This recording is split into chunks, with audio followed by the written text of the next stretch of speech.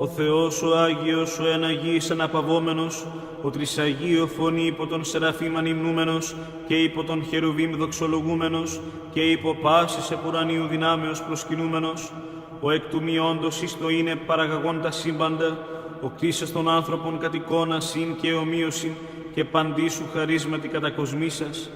ο διδούσε τούντι σοφίαν και σύνεση και μη παρορών αμαρτάνοντα, αλλά θέμενος επί σωτηρία μετάνοιαν, ο καταξιώσας ημάς, τους ταπεινούς και αναξίους δούλους σου, και εν τη ώρα ταύτη στήνε κατενώπιον της δόξης του Αγίου σου θυσιαστηρίου και την οφειλωμένην σοι προσκύνησιν και δοξολογίαν προσάγει.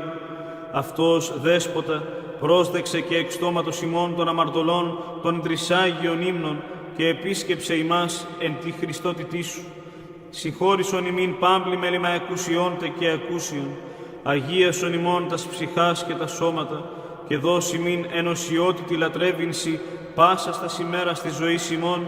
πρεσβείες της Αγίας Θεοτόκου και πάντων των Αγίων των απεώνωση ευαρεστησάντων. Ότι Άγιος ή ο Θεός ημών, και εσύ την δόξαν αναπέμπομεν,